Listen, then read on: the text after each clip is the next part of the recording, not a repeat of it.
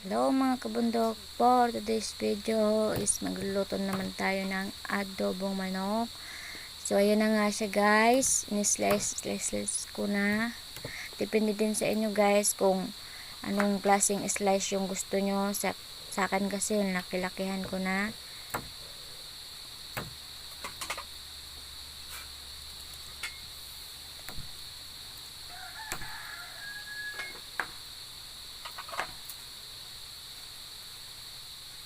At nag-get na nga din ako dyan guys ng sibuyas at saka ng bawang at ng loya.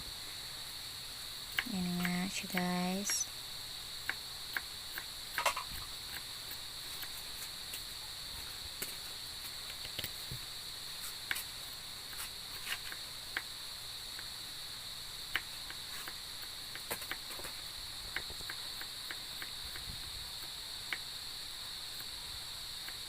Tutok mo dito. Ito yung ginagawa ko.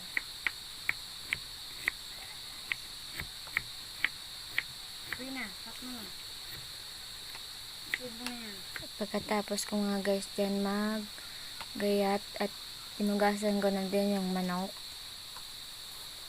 Naglagay na din ako ng mantika sa kawali. Ilang minuto. At hintil lang natin bago ilagay yung mga ricados. Yan.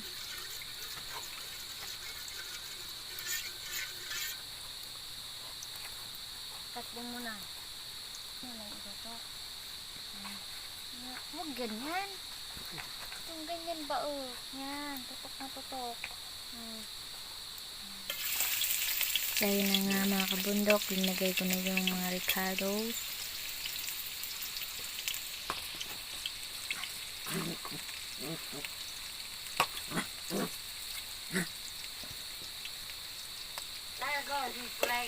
Sinunod ko na nga din yan guys, yung luya. Yan na.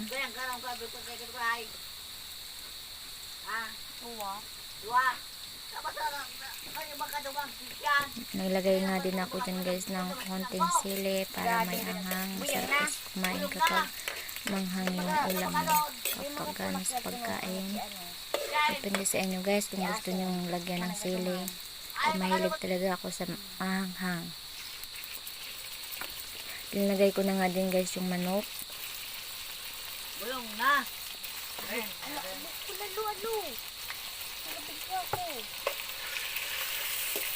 Halo-haloin ko na para ma-mix yung mga ricados sa manok. Kailan ako kaporada?